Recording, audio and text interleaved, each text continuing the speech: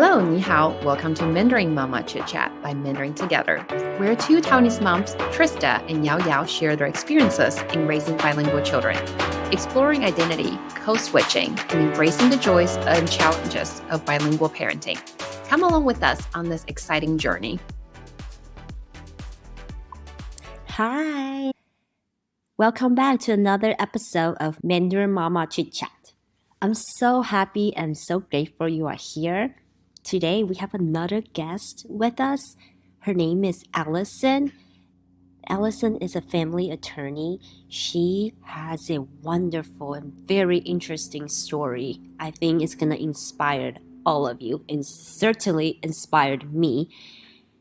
She is half Korean, half Japanese. However, she's adopted. She's adopted by a Caucasian family.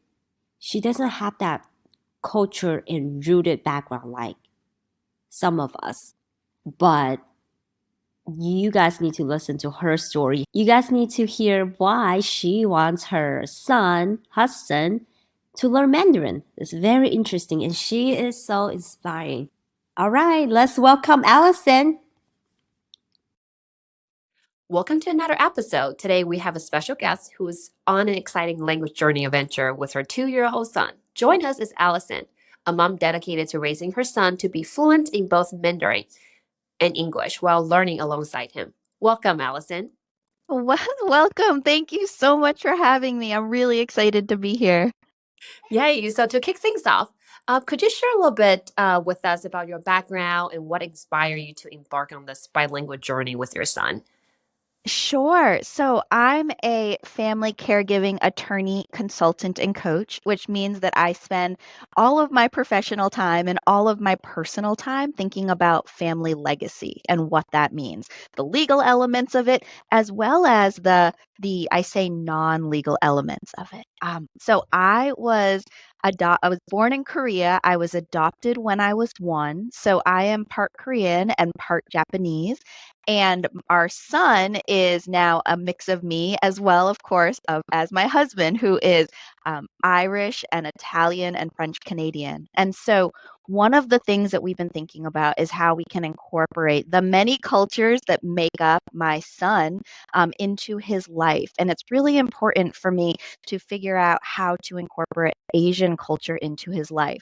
And to be honest, it's a bit of a challenge. Because I was adopted to the most amazing parents I ever could ask for, but who are Caucasian. Asian elements of life were just not a part of my everyday childhood, and I really want them to be a part of Hudson. So my husband, Dan, who is Caucasian, he studied Mandarin in college, and so he speaks it. And so we thought, well, even though Hudson isn't technically Chinese, Mandarin is a great language, and why not really try to find a way to incorporate that into his life, especially at a young age? Wow, that is really impressive. Thank you for us. And then so you mentioned Dan, your husband, he took Mandarin in college, and then I guess so you're learning alongside with Hudson, your son, right? I am. How, I guess, what are resources you've used and how's that going? So, I mean, it certainly is challenging. And what I've found is, um, just to be quite honest, I can't just sort of learn on my own and then try to teach Hudson. It becomes too overwhelming because there isn't enough time. And Right. so what I've found is that I have to really learn alongside Hudson. And Uh-huh. so we have podcasts that we listen to, we have books that we read. I'm not I guess I don't know. You let me know if this is a bad idea, but I'm not going to try to learn to read and write. I really just want to be able to read pinyin and pronounce so we can Yeah. speak, because I figured that he can get that more formal education in school. And so I have actually tried writing out some books in pinyin, so that we can read them together. I've taken board books that he's outgrown and literally just put white pieces of tape over the words and then written pinyin to try to start creating, sentences that we can string together. So Yes, I would say that it's quite creative, and I'm not always sure that I'm pronouncing things right, but I love using the Pleco app that Mhm. helps me with my pronunciation. There's this great, I'm sorry, I'm forgetting the name of the book, but there's this great small book I have, which is basically Mandarin for parents. And so it has the different words that are listed out. So we try to do those in the morning. And we have podcasts that we listen to as well as CDs. And then when my son does screen time, which is rare, but we do allow it, we always have him watch things in Mandarin. So Nice. I have a question, Sure. Allison. Your husband, can he read and write in Mandarin? He can. It's not something that he has kept up with as much, so I think that it's much harder for him to read and write, but he can. And I think one of the challenges that I'm assuming other families may be facing if they only have one speaker in the home, but they're trying to raise a child, is that there's a time allocation, right? So I'm really the one that, I mean, my husband fully supports me doing this, but I'm really the one that's driving this train in terms of the Mandarin, but I'm also not the either native speaker or fluent or proficient speaker. So that's always a challenge, but I'm not letting it deter me. If I've learned anything about being a parent, it's about iteration. It's about trying and not perfection. We are certainly not doing this in a perfect way, but I'm really proud of our family that we're trying.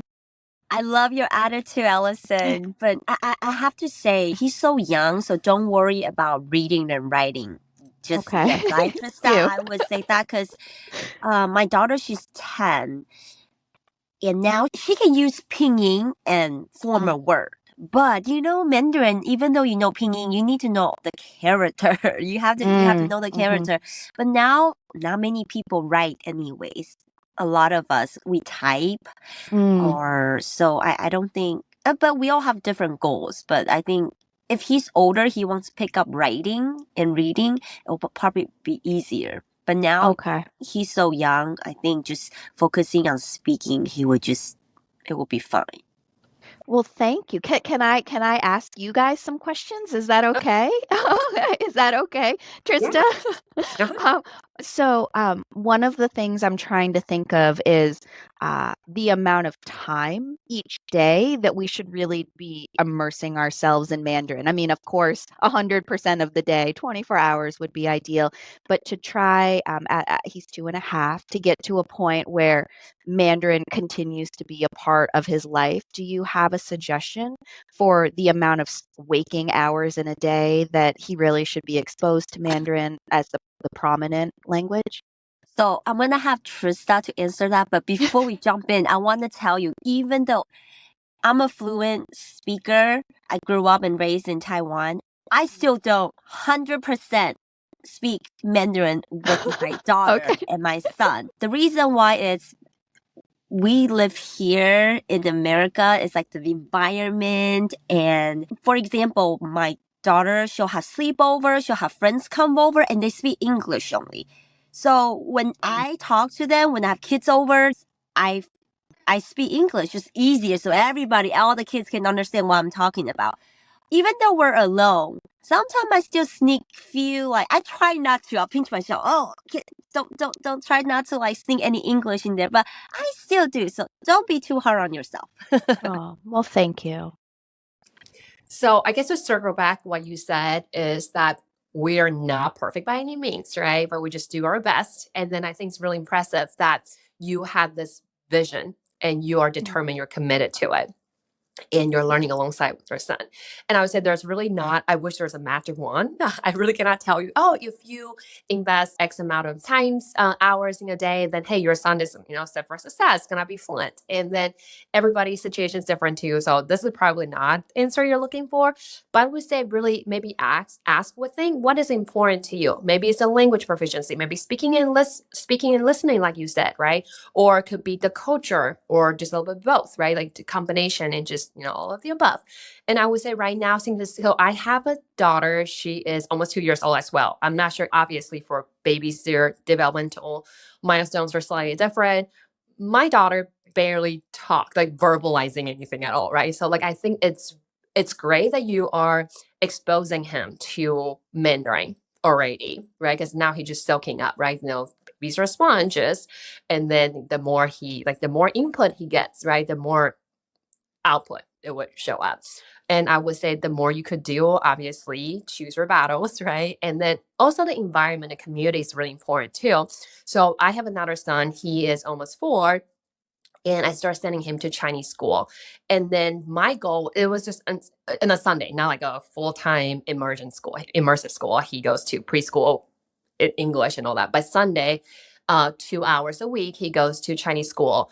And my goal wasn't like, oh, after 2 hours each week and he's gonna be fluent. It's more like, so I don't really have the community per se in where I live. I don't have a large Mandarin speaking. We don't have a large Mandarin speaking population in where I live in Ohio.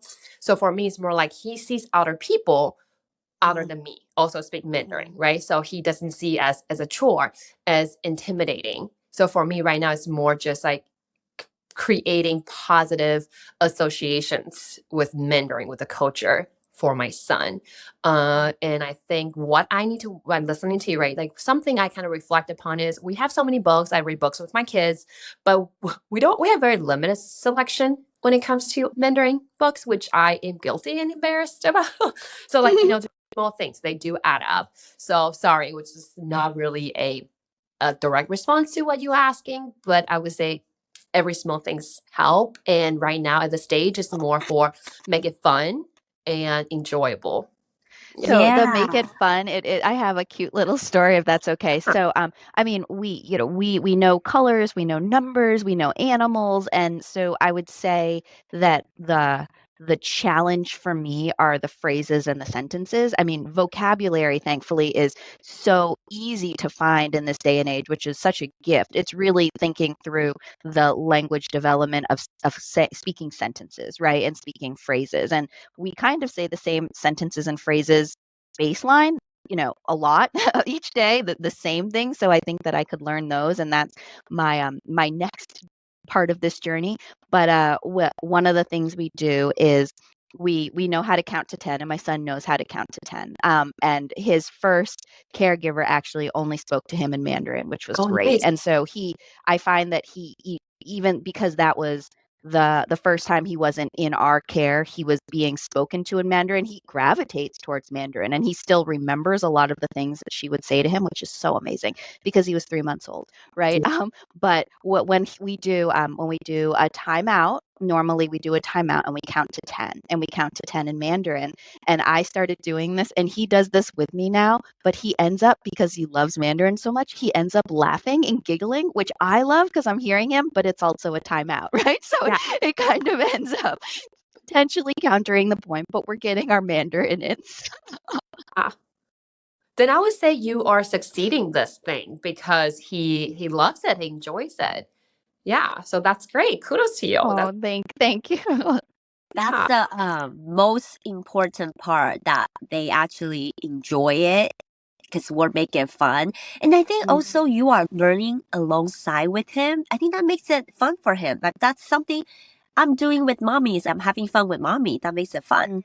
And I Cool. also can suggest that you can also look into celebrating Chinese New Year like festivals. You can maybe add that into the family tradition, but you don't have to go all out. You can find maybe crafts that you can do when it's Chinese New Year, Dragons Festival, something fun to do with him, or maybe eat Absolutely. Chinese food, Chinese takeout, and read him a Yes. little Chinese New Year story. So We live make it in New fun. York City, so thankfully we have access to so many different resources and celebrations. We've taken him to the Lunar New Year celebration for the 2 years of his life and just absolutely loved it. And I don't know about you, but what I'm finding is that a lot of the books that we read, and I have intentionally cultivated this, and I'm so grateful that the grandparents, so my husband's parents and my mom, have really picked up on this too. They give us books which feature Asian boys or Asian culture. And so we have a book about mooncakes, which is our absolute favorite. We have a book about drawing. I mean, and these are the ones that we just read over and over and over again. So I don't because I don't have the culture background to lean upon, sometimes that's difficult, but I'm drawing culture from books and I'm drawing culture from TV. And so, yeah. That's great. So you mentioned that you live in New York City. There's a lot of resources, a lot of events I guess you could attend, right? You could Mhm. expose, introduce Hudson to. But have you found, I guess, your people in terms of, because if you're just doing this on your own, it can Mhm. be daunting and feel like isolated. I know you mentioned the first caregiver, she spoke, I guess he or she spoke Mandarin only. Mhm. What about the current caregiver, or like Mm. basically who are other people also speak Mandarin or to Hudson?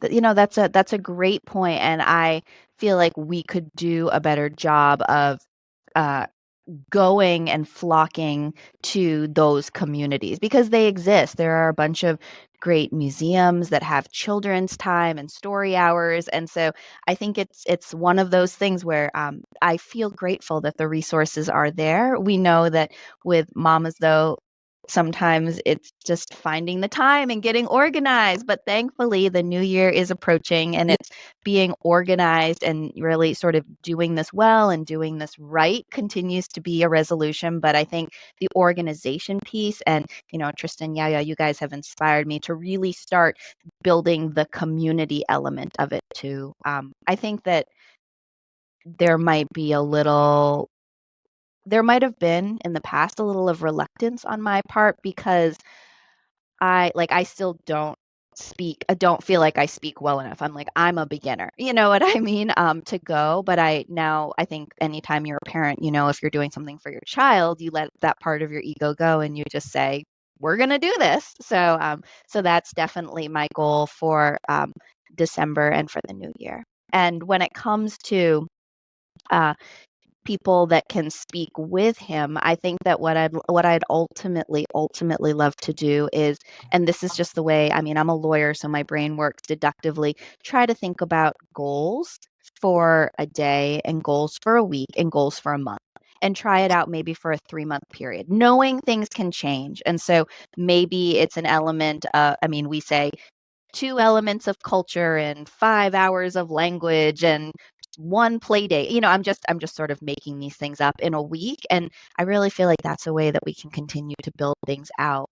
I do have to say that there have been some amazing podcasts that I've listened to that are and also YouTube channels that are, I feel like, for parents that are trying to engage their children in Mandarin. And so even though I'm not physically with these people, when I listen, I genuinely feel a connection. I feel so grateful and I feel a part of that community. So I know sometimes it's hard for mamas to find the extra time to go somewhere. So I guess I just encourage anyone to also know that there are resources online where you still can feel part of a community, even if you can't physically always be present with people. So, Allison, I have a question. Can you share the podcast and YouTube you listen to with us? You can send it to me and I can share with the listener. I bet a I lot of people want to know, like, Yes, what are I you listening absolutely can. to? I'm sorry, I don't have it off the top of my head, but No, I no, no. absolutely I can. will add it in show notes so everyone's listening Perfect. that's interested, they can just go on and click. Perfect. And And I did learn. Oh, sorry, yeah. Please go. oh Please. no, I'm so I sorry. was just gonna say that I bet you can find community like your people that's in your situation that's not fluent in Mandarin, kind of in the same journey. You live in New York, so I'm sure there are tons of Hmm. people, community, and you can probably find it online as well on Facebook, social media. You just have to find the right group and right people kind of support you on this journey, so you Absolutely. don't feel alone. No, when absolutely. yeah. And the another thing I was just going to say is that it I've set little goals for myself, and I mean because I'm just a goal-oriented person. Otherwise, I feel like things just scatter to the wayside as a mama, and as someone who works. And it one of the goals was that I wanted to be able to sing Hudson Twinkle Twinkle Little Star in Mandarin. So uh, I wanted to be able to sing a lullaby. I have a goal to be able to tell him a bedtime story at night in Mandarin.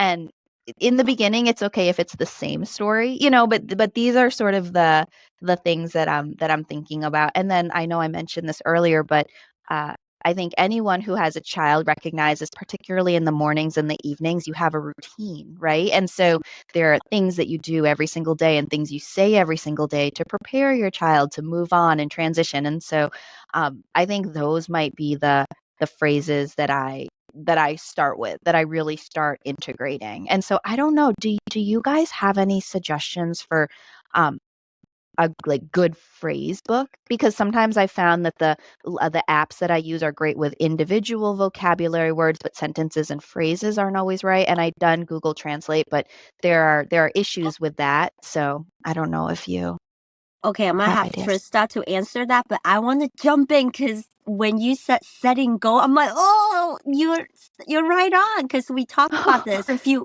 episodes before with Trista, because we talked about like baby steps, like set small goals, not like okay, she or he's gonna write and read in 5 months or 6 months.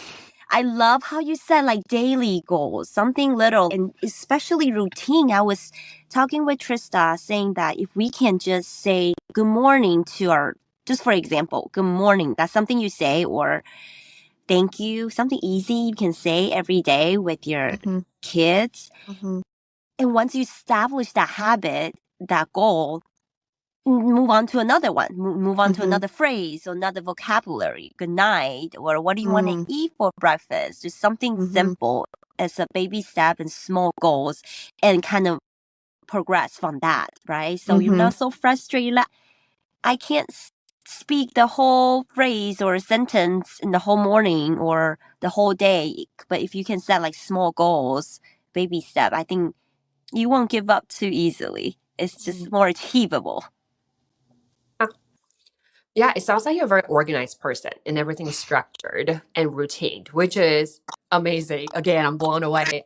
I would say consistency too, because the fact that you mentioned small phrases, right? Maybe good morning, right? Morning, thank you, you're welcome, please, or good night, all of these, right? So I would say, on top of my head, I don't really have a book that has these phrases, but I would say, I mean, you could always Google Translate and look it up, right? Like, because it's hard to find personalized phrases. Because sometimes maybe you find a book, oh, that's pick and choose. Like, these sort of phrases I want to, but these phrases I don't really care for, or like I don't feel, I don't want to incorporate just yet. It just doesn't fit our lifestyle. So I would say maybe look them up, and then we're more than happy to help to see whether they're authentic or not. Because I know sometimes, Google Translate things or look phrases up, it's like, oh, it's just not authentic. It's not natural, right? And then so me and Yaya, we are establishing a course that's like helping, right? So like we're really excited, but we're not sure when they'll be ready. Like like we're working on it. So these are really good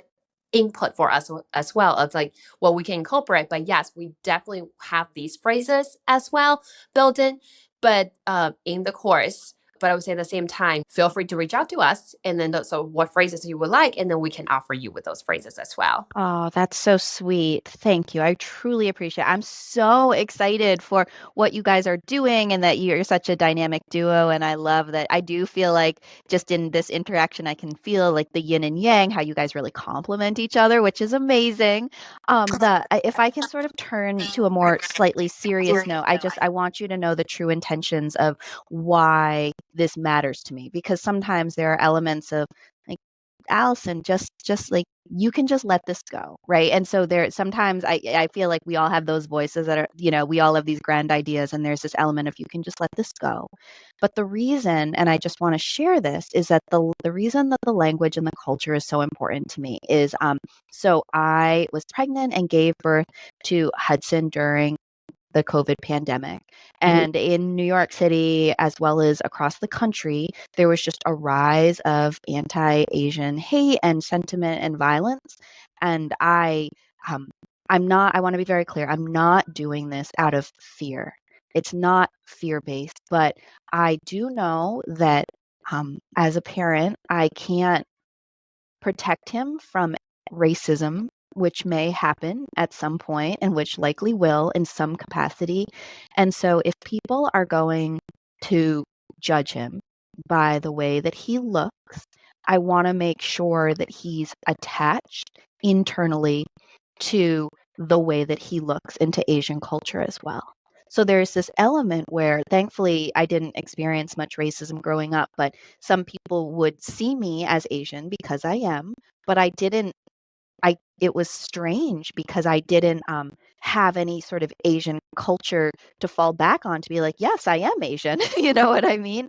And so I really, really want that for my son. And I feel like language and culture, including food, are some of the very best ways that I can do that. And so when I think about being the mama that I want to be and truly allowing him to become the healthy and well-adjusted, protected, and joyful child, an adult that I hope that he will be, I really think a huge part of that is not feeling at all conflicted about how he looks on the inside and what his family norms are and what his culture and legacy are on the inside.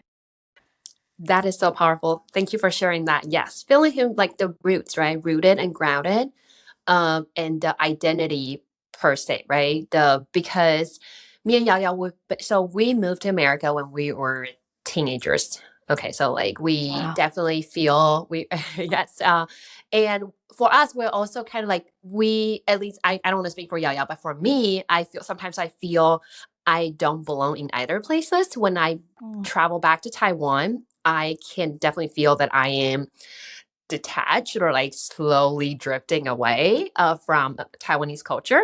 But in America, I don't think I will ever feel like I'm true American or however you call it because I grew up and was raised in Taiwan. So that is, and then your concerns also is the concerns I have for my children as well. So my husband is also Caucasian, so I guess mixed babies, yeah, biracial babies, and we also are aware of thankfully, I'm really fortunate that I never really experienced any racism in America, like, up till now at least. But again, that's a possibility for my children, right? Growing up. And then the fact that they can embrace the Asian part of them. And I think it's really important. So like the culture, the language, and for them to be proud and feel proud of who they are in both worlds, I guess, in both races. And I think it's really important. And I Mm. definitely resonate with what you just said. And that was so, Thank you, so powerful. Trista.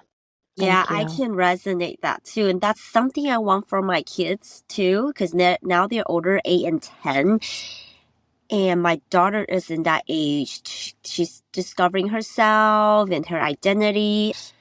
And we'll talk about goal earlier, reading, writing, all that. It's something that I truly, truly want is for her to be proud of where she came from or where I came from and not embarrassed about it, right? So Mhm. that's definitely, I can resonate exactly what you said, I Allison. appreciate. And I showed you earlier, but I'm wearing my Yes. phenomenally Asian shirt. So, Yeah. and I think that one of the things, and I love because I feel just your energy, both of you, and it's so loving and powerful. One of the things that I love is that during this time when I mean, in New York City, I know Asian women who were completely covering themselves up and wearing hats and sunglasses so they wouldn't appear Asian because they were afraid, and that honestly just breaks my heart. And I remember thinking at that time, I'm like, okay, I have to lean more into this.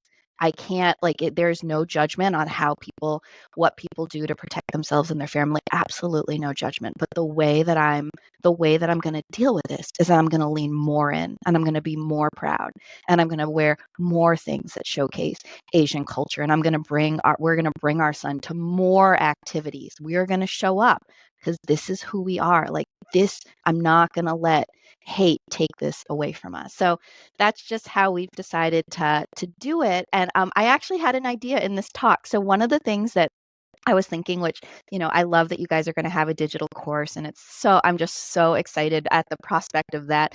But what I was also thinking is I wonder if there could be if you guys are interested, sort of that follow-on coaching, which could be another bit like a membership business line where basically it could maybe be a shorter session just with the parent once a week. And, you help me speak things, and there's a handout I have with Pinion, and I'm learning different phrases and I'm talking about how it's going. And then I wonder if it can also be like I record a 5-minute sort of back and forth I'm having with my son. I just have the record out and I'm just engaging in conversations with my son. And then if there was a way I could upload that, and then you could say, oh, this is really great. Oh, this is actually something. Oh, you switched those words around, so you could see it in real life. So just throwing it out there as an idea, but take it or leave it.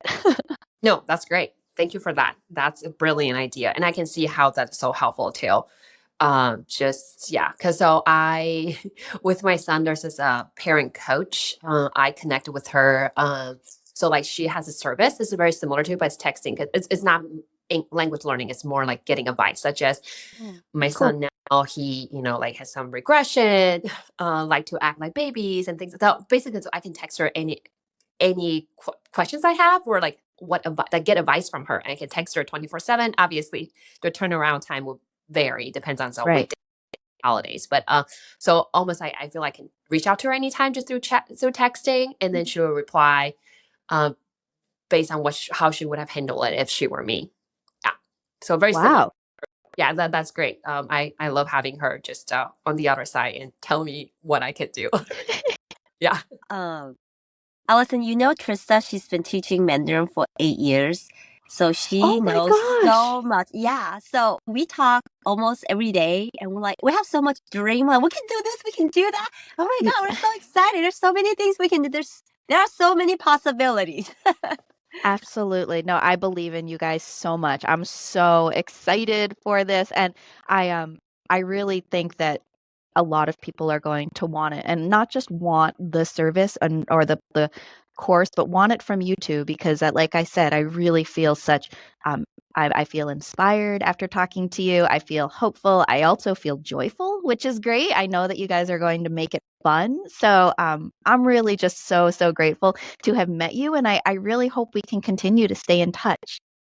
Oh, yeah. Allison, I want to tell you that you are so inspiring because when you were talking about showing up, and I live in Houston, Texas, so we have a lot of Asian here. So I know New York. That time of I saw on the news, so I didn't experience that here in Houston. But you are so inspiring. The reason why I say that because you are adopted, so you did not grow up with that culture like us. I was raised and born in Taiwan, so I am rooted and I have that cultures. But for you, it's so different. Like you were raised by a Caucasian family, but for you to have that, hey, I'm phenomenally Asian, I'm gonna show up. I'm like, oh my gosh, like you're more Asian than us. That's so hard.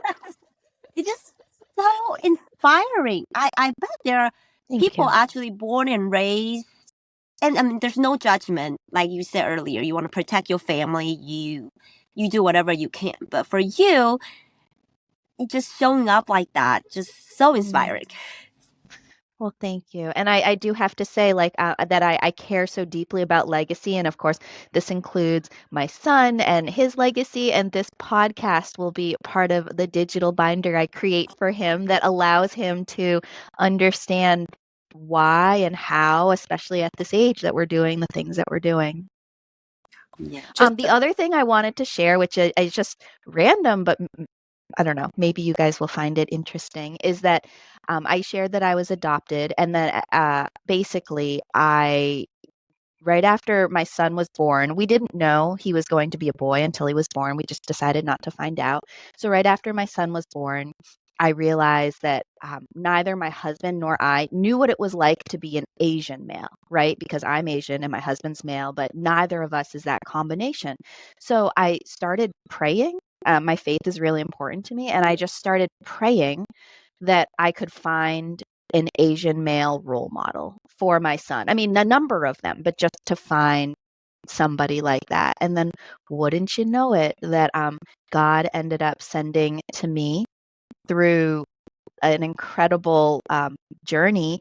My biological father, he reached out through our adoption agency and wanted to connect with me, and it's taken some time.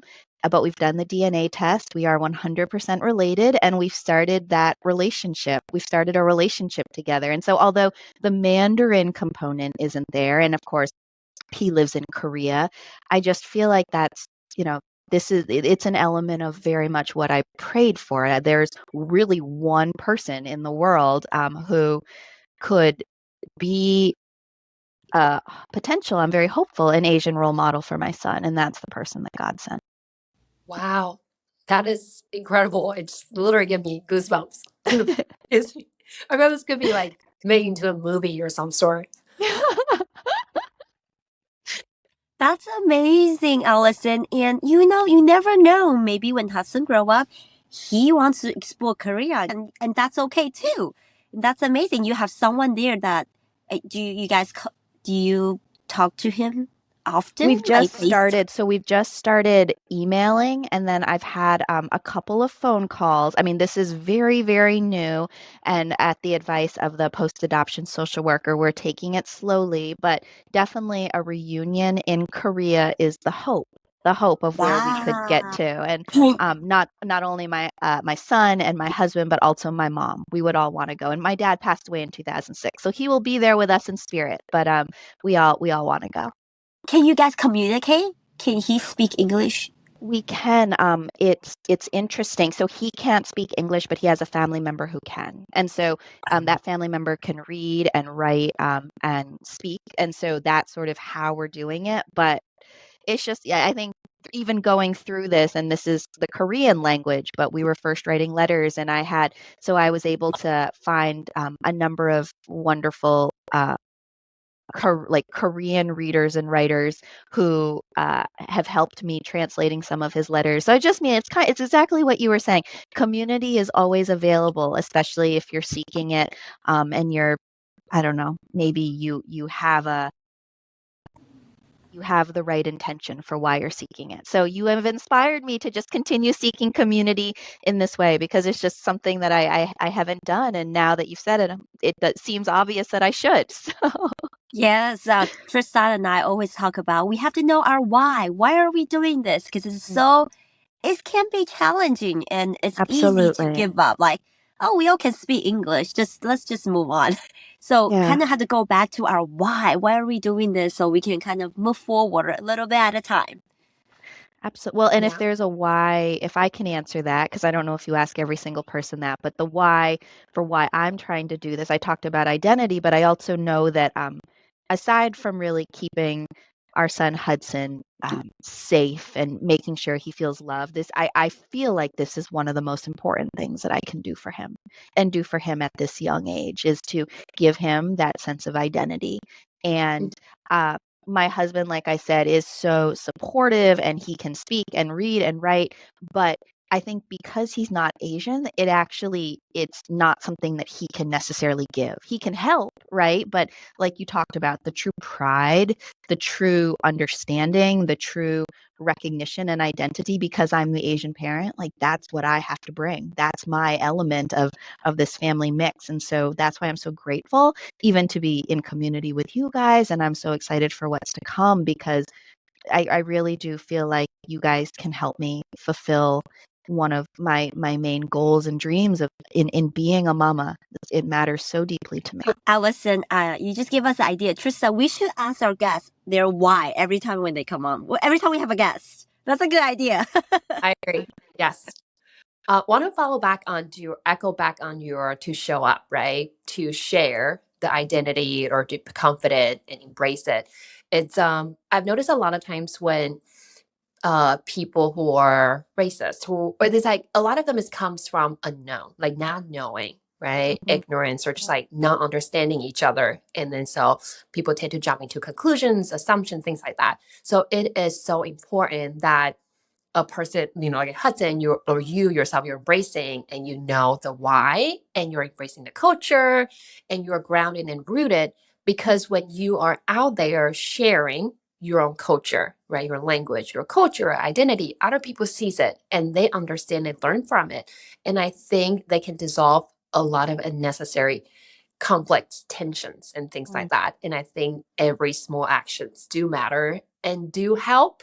So Oh. I just love that you share that because so I'm in Ohio, Midwest. People have stereotypes or whatever as well, right? I mean, Mhm. stereotypes exist because there's certain truthfulness to it. But a lot of times I've experienced, I don't feel um discriminated per se, but sometimes people, because they don't understand, they don't know much about Asian culture, so Mhm. they tend to even avoid. Like sometimes I Mm. rather people ask me questions to clarify, to learn, than not saying anything, because I've definitely noticed sometimes people, but also they are afraid of embarrassing themselves because Mhm. people tend Mhm. to fear the unknown. So sometimes I tend to be the person advocating and just sharing, even without people asking. I was like, oh, it's Chinese New Year coming up. This is what we do and things like that. Mm. So just yeah. So I think that just like what you share with me, it's really powerful. I think I don't really experiencing the I guess the outburst or I guess the attack, the aggressive Mhm. actions toward me or Asian populations here, but what I'm experiencing more is more people who don't know and who tend to avoid or to shy away. And I guess for my role, or like not responsibility per se, but like I would like to be the voice and then to share that to teach other people per se. Yeah. That's amazing, Trista. I mean, you are such a great ambassador. I mean, both you and Yayo are. So I hear that, and I think that I mean, obviously, by hosting this podcast and creating a course, you truly are embodying a goodwill ambassador for particularly East Asian individuals. But I think that what you just shared with me, and I receive this fully, is that any mama or any parent that's out there trying their very best to incorporate Asian culture into their lives also by default is being, or de facto is being, an ambassador for that Asian culture in their own communities. So I love that, because I am thinking there are elements of me that aren't Asian enough to be able to truly do this for my son, and it's one of the most important things I can do as his mama. But what you're saying is you're not only doing it, but you're actually being an ambassador for good for a lot of other people. So thank you. That's really wonderful. So lovely. Thank you. So, Allison, before we leave, I know you've been learning Mandarin, so can you tell us maybe like a phrase that you've been learning, you've been practicing with Hudson? So the first phrase that we learned was "我 Uh, 爱你." So, and and we'll do 早上好 Hudson, and so we do that in the mornings. And I mean, 谢谢 is a big one. And I actually don't know what's the word for please. I should incorporate that because we really are learning. 拜托, Can you say it one more time? 拜托,拜托,拜托,拜托. And does it go at 拜托. the beginning or the end of something? I would say at the end. 拜 Could 托. can you help me with this, please? 拜托. Or you can use it in the beginning as well. Okay. Yeah, 拜 please 托. help me with something. Yeah, 拜托. Okay. 拜托.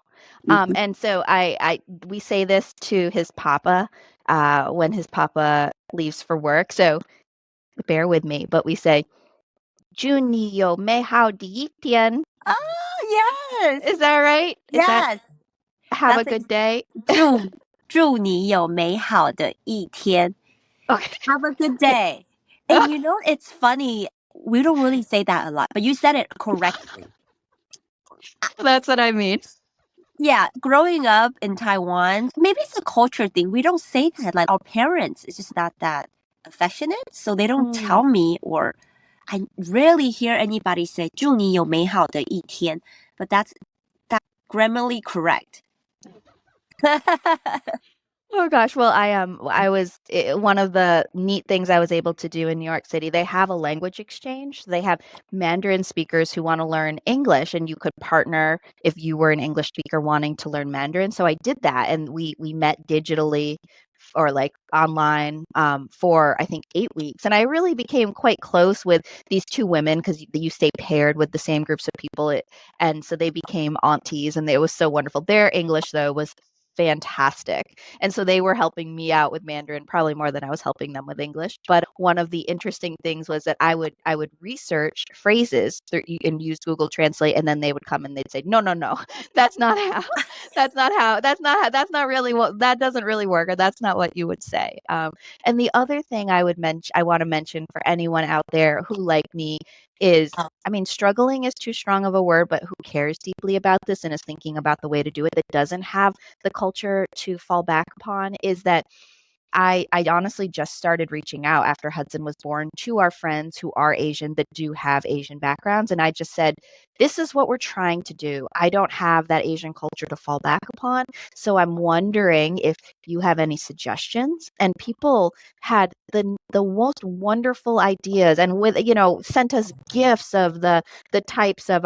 the I'm sorry, yeah. I think they're the waffles, like the waffle irons that look like little fishes, or the bubble waffles.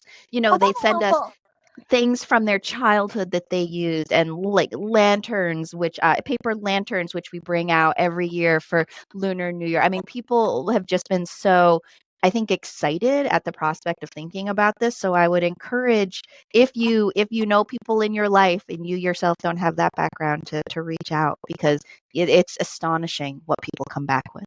Allison, that's inspiring, because when we talk about racism and hate earlier, and I believe love always wins.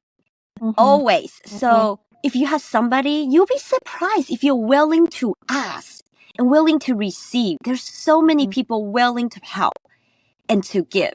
If you're willing to just go out there, if there's a community, if there's friends and family that around, if you don't have a family that you can fall back on, I'm sure there will be some kind of community either online or locally. Well, thank you. Thank you so much. Thank you. Well, Allison, can you tell us where we can find you and support you? And I will link everything in the show notes, but you can just tell us a little bit. Oh, well, absolutely. Thank you for asking that. Like I said, I'm a family caregiving attorney, consultant, and coach. So I help families think about what their plans are for aging parents or aging other family members that they're going to have to potentially caregive for. And then I also provide legal services in New York and New Hampshire. So I am on Instagram. It's Cozy Caregiver Cafe, and that's also the name of my podcast. So the Cozy Caregiver Cafe. And then on Facebook, I am Allison K. Wyman. Thank you, Allison. You are so inspiring. Oh, you're so sweet, Yo. We learned so much from you. Thank you so much for coming on. Thank you for having me. This has been so much fun. Bye. Did you guys enjoy that conversation with Allison? Isn't she inspiring? I love her story and I love her energy, her passion. You guys, if you love our podcast, please leave us a review. And don't forget to download the dim sum flashcards Trista and I made. It will be linked to show notes. I will also link Allison's information in our show notes. She also suggested some podcasts and YouTube books for children. I will link that in the show notes, so that's where you'll find us. If you have any questions for us, you have topic you want to talk about, or if you want to come onto our podcast, please let us know. DM me on Instagram or email me at hello@mandarintogethernow.com. See you guys next time.